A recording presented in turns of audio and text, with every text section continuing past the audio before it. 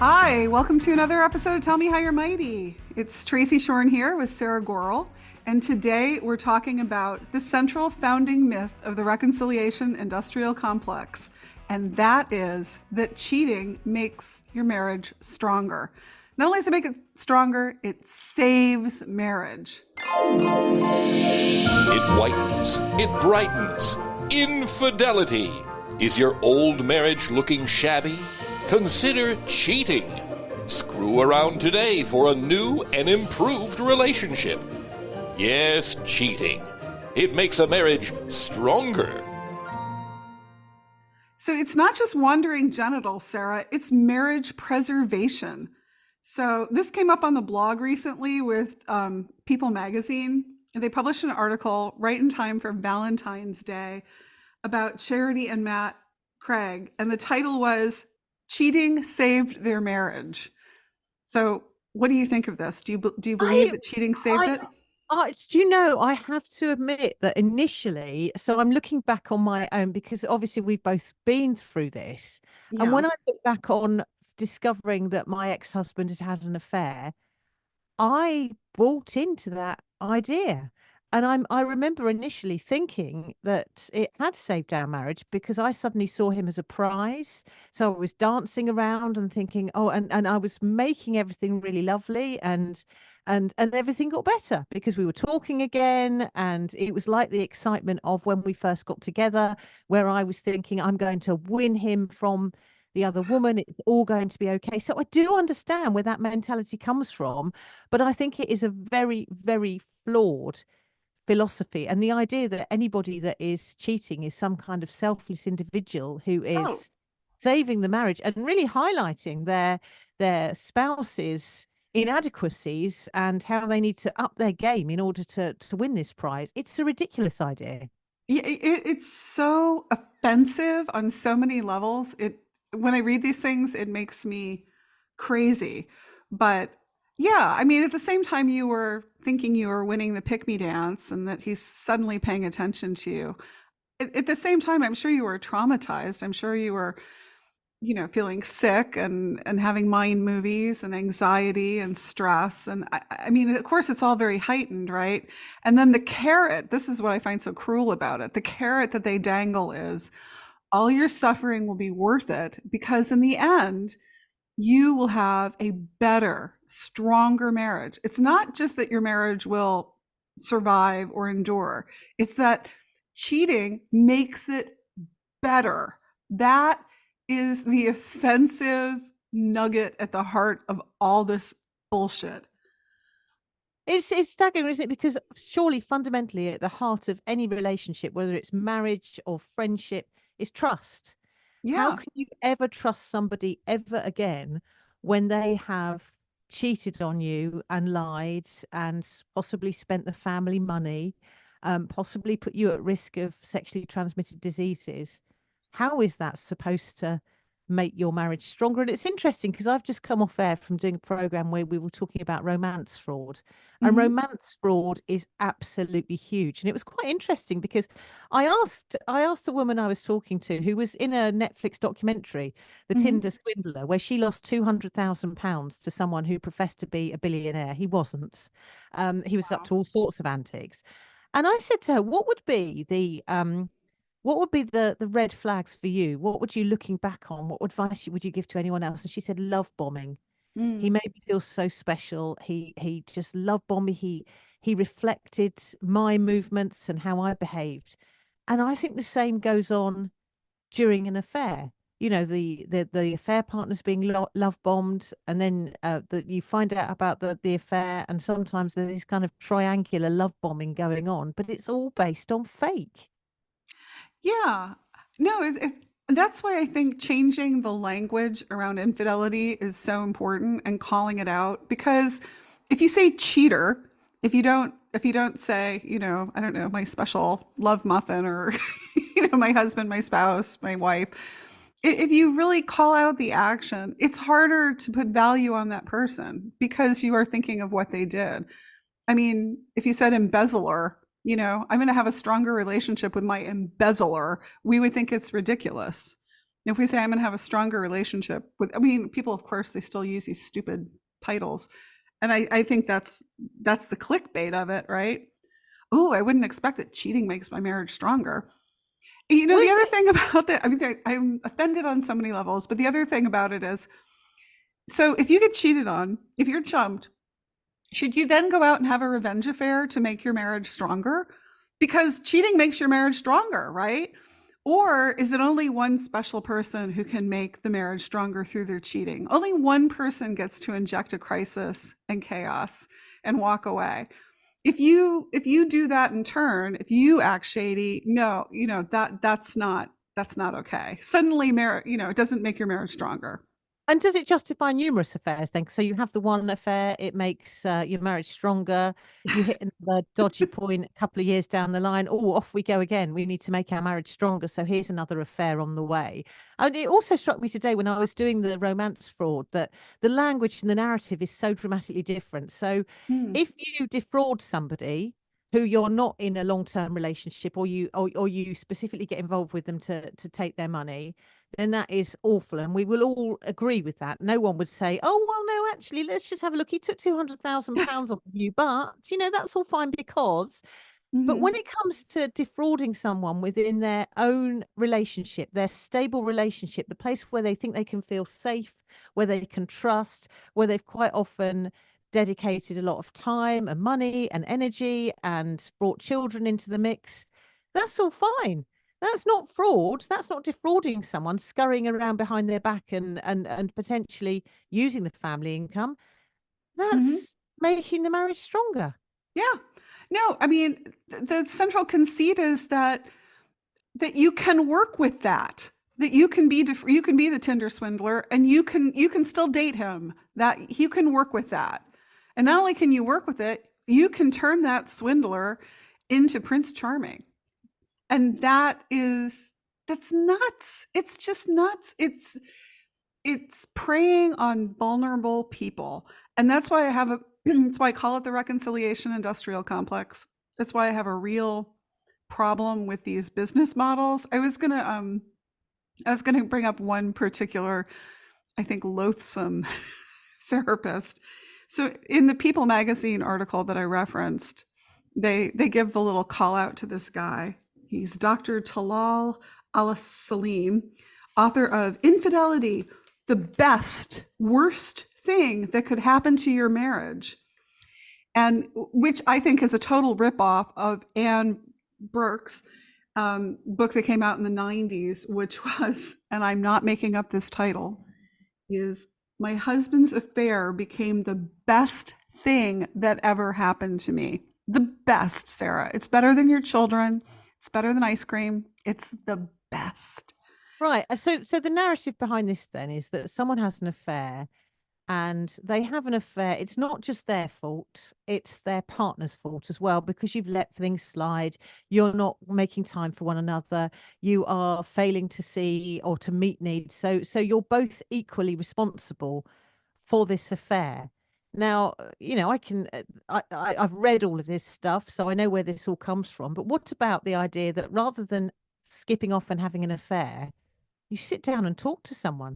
You talk to your partner, you say, well, this needs to happen. Why does it have to involve other people? Why do you have to bring other people into proceedings in order to highlight things that are going wrong in your primary relationship? Well, Sarah, you failed to enchant. You weren't meeting their needs. So, I mean, this is the way the dialogue goes. It goes, it wasn't ideal, but he didn't know how to express himself except through his genitals. I mean, and so he had to step out of the marriage. But now, thanks to, Dr. Alasim or Anne Brecht or whatever, he will learn better, and he will recommit.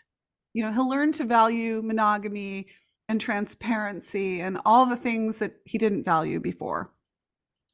Do you And think that marriage that's can, it's in nuts. are there any circumstances in which a marriage can get better as a result of an affair? I mean, a lot of marriages do survive affairs. What's the difference between people like us whose marriage didn't survive and people who do go on to have very long and very fulfilling relationships and marriages. And it does happen. I was talking to one of my mum's friends the other day, and she's in her 80s. Her husband sadly died quite recently, but she just sort of dropped it into the conversation. She went, "Oh yeah, he had affairs when we were married," and it Hmm. didn't seem to sort of worry or bother her. She just talked about it as if it was a very normal and natural thing to go on.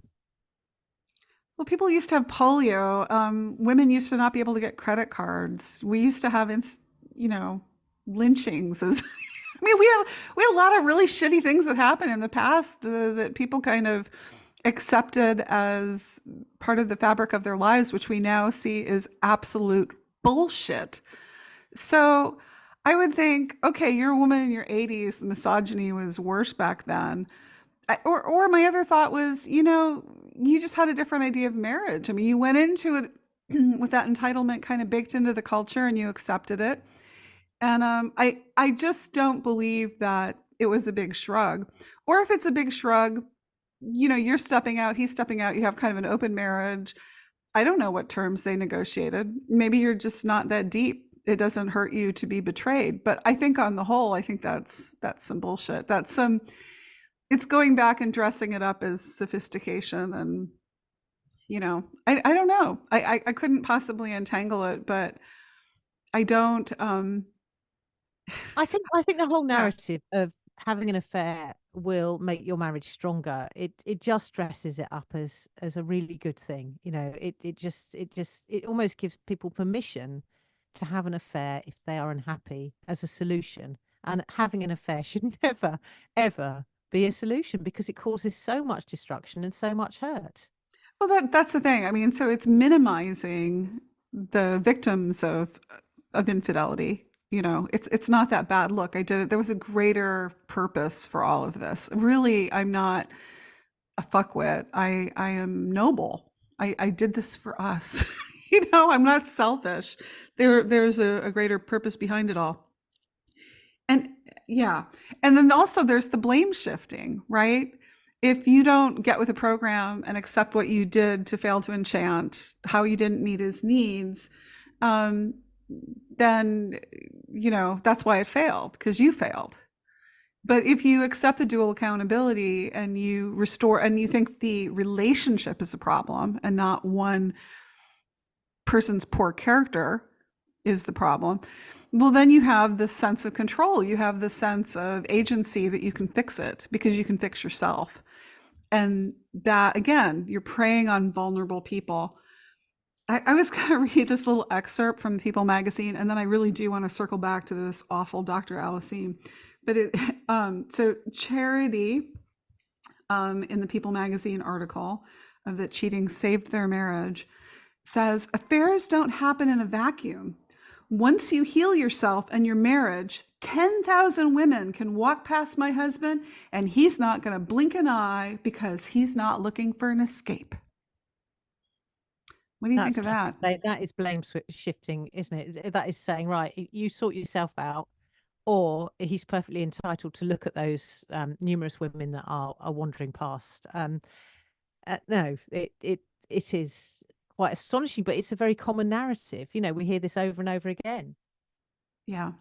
And also, I mean, it's just, ugh, ugh. And also I have to say that Matt was a Jesus cheater. It sounds like he was a church music director or something. And there's like a whole evangelical overlay of this, which just adds another dimension of fuck upness to it. But this whole kind of narrative that you have him tethered, and that he's not gonna stray. You've locked that down. Is, to me, it's just offensive of the idea of a relationship between equals and going into something fully consenting and honoring somebody with your commitment. I mean, all of this whole language just sounds really retrograde. And affairs don't happen I have to say, Tracy, thinking about this, an affair was the best thing that ever happened to my marriage. It made me see what a sham it was, how I was doing all the legwork, how it was me that was looking after the children, sorting out the finances. And I'm very happy that I'm no longer in that marriage. So an affair became the vehicle for me to end a marriage, which actually, fundamentally, it wasn't working. I didn't recognize that. I wanted to keep it going. There were 4 children involved. I would never have ended that marriage, but I'm delighted that it did end. I'm so much better without it. Possibly he's better without me. He's married to his other woman. It was the best thing that happened to me. Whether it was the best thing that ever happened to him, I don't know. But it's it's better for Yeah, me I'm because not buying. I'm buying that it's good for you to be liberated, and no one would ever regret your beautiful 4 children. But I'm not letting him off the hook. I just think, I mean, I look, I agree with you too. I mean, if I hadn't have, if I hadn't been cheated on, there would be no Chump Lady. We would not be talking. I never would have met you. I wouldn't have met my husband. I wouldn't have had this whole other chapter of my life. So in that sense, it was fortuitous. But I think what really it is that I reconstituted my life. You reconstituted your life because that's who you are, a strong, resilient, amazing person. And he was just a vampire that was extracting value from you. Do you think, because obviously since you started the blog, you've been trying to change the narrative. Is the narrative changing? Or do we Uh, still believe all this stuff? some days I'd like to think it is, and then People Magazine publishes the cheating saved my marriage bullshit. Um, I think I hope it's changing. I hope it's changing. I think there's just a lot of money in sad people, vulnerable people, and so there's a. I mean, not to be all, I don't know, conspiracy minded, but there's a profit motive to it, right? If you could, being a cold bucket of water and going, you know what, Sarah, your marriage isn't going to work. The guy's a serial cheater and a liar, and you can never trust him again. Move on. Okay, what did that take? 30 seconds to tell you that? And then you got to call a lawyer and you got to figure out your life. Versus if I dangle the carrot of hope that if you just follow my recipe, you can have your marriage back. We could extend that business model quite a while of you paying me an hourly fee to save it. So what's the better course if you're a therapist? And I mean, I hate to be cynical, but okay, we are now going to pivot back to Dr. Alice Salim. He has an affair recovery retreat package. It's competitively priced at $4,920 per couple, and it includes 15 hours of counseling, which I did the math, and that's $328 per hour for his wisdom. And that price does not include the cost of traveling, lodging, and meals. Participants are responsible to make their own arrangements. So you're going to spend over $5,000 to make your marriage stronger. I mean, to me, that is just so flipping, predatory, and awful. Yeah. So do I think I've changed the narrative? I don't know. That guy's still in business. Trying to visualize what this retreat would be involved. It sounds like hell on earth, to be honest. I can't imagine anything worse. So are you off on this retreat with other affair partners and people that have had affairs, all gathering together with this counselling going on? Yeah, can you imagine spending $5,000 to be told that the problem is you or your marriage? Okay, dual accountability. It's both of your fault. That's why, they wandered. So you're paying to be abused. You're paying to have that bullshit. And it is just bullshit. I mean, I guess I'd be more inclined to believe that, a marriage could be saved or endure if somebody took full accountability and is the first to step up to the plate and go, I'm an asshole. I cheated. I did it because I wanted to, because I'm selfish and narcissistic and I have a real problem. That would be one thing. But if there's any of this, I was unhappy, and you spend too much time with the kids or whatever it is, then I'm like, no, that's shit. That's bullshit. Anyway, it just all makes me very mad. It's blame shifting. It's classic blame shifting, isn't it? But we will always hear this narrative. But what you're doing is giving people the opportunity to consume it differently. to think about it differently. And actually, to be honest, coming across your column, that's exactly what happened to me. I'd never really thought about the way that the affair industry dispatches this wise advice until I came across Chump Lady, because that was, the way you look at things. It was almost like some bulb had come on saying, "Oh, yes, Yeah, absolutely right." it's crap because you were probably feeling inside like it was crap, but nobody was validating it. It was the same when I went through it. I mean, everything out there assumed reconciliation, everything, every last resource. In fact, this Anne Brecht, or however you say her name, I'm not sure I'm saying it correctly. But anyway, the woman whose husband's affair was the best thing that ever happened to her.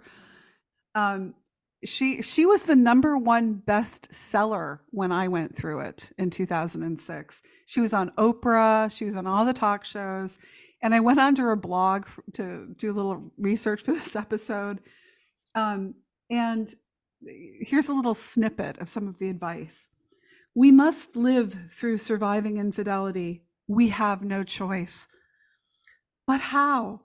How can we go on? The overwhelming task of surviving one day at a time. No, even that is too much. When I was going through it, I could only survive one moment at a time. Next sentence. Surviving infidelity, strategy #1. Treat yourself. Buy yourself a new outfit. There you go. Right. Okay. Buy yourself a new outfit, Sarah. That's what you need. It's kind of quite staggering, really. But I think the problem is it's tempting to want to when you find out that your whole life has imploded, and that's what happens. Everything you believe, everything that you might have been working towards, has suddenly come to an end because of this affair. What you want to believe that it's savable. You want to believe this narrative. It might not be true, but you're in a vulnerable place where if someone comes along and says, "Look, this is amazing, this affair that your other half has had," you want to believe it, and so you do. You're not believing it on the basis of being in a very strong place and able to look at it in a neutral fashion. You're believing it because your whole world has come crashing down. You might have children that you're concerned about bringing up as a single parent. You might be worried about splitting the finances and how you're going to cope. What better than if someone comes swooping in and goes, "No, no, no, it's all right. It's fine. This isn't bad. This is good. This is the best thing that has ever happened to you." Brilliant. Okay, Sarah, I want to know, what would be the marriage-saving outfit that you would buy? So you just got this way, you're going to go buy a new outfit. What are you wearing? Leather pants? Who Push-up knows? bra? It wouldn't be for you, would it? It would be an outfit to lure him back. After all your shoddy ways of wandering around in tracksuit bottoms, looking after the small babies and being clad in, I don't know, toddler sick or something. Yeah, You'd have to no baby vomit. No. You would have to up your no hair scraped back in a ponytail, Mm-mm. makeup on, No and flannel. being there No. like a 50s housewife to greet him at the door in your brand new outfit, because it's not for him, it's for you. Yeah, you're going to treat Yourself. yourself with a new outfit that says, I'm in this pick me dance to win it. I am in the Fuckwit Thunderdome and I have new clothes. So, yeah. Okay, my final thought on this cheating makes your marriage stronger bullshit is, do other crises make your marriage stronger? Why is it just infidelity? Do dead children make your marriage stronger? Do tornadoes make your marriage stronger? Does, I don't know, COVID make your marriage stronger? Why is it just wandering genitals that do that? Maybe that's a question that we could pick up on and see what listeners and the readers of Chump Lady have to say on that. Okay, guys, send us your messages. Tell us how cheating made your marriage stronger, or what new outfit you bought. I want to hear that too. That wraps another episode of Tell Me How You're Mighty. You want to leave us a mighty story or a Fuckwit of the Week submission? Check out our new website, tellmehowyourmighty.com. That's yours spelt Youre. We've got all the episodes, show notes, links to our guests, and you can see the tea room where Sarah and I first met. If you enjoyed this episode, please review the podcast and follow us. Thanks. See you next week.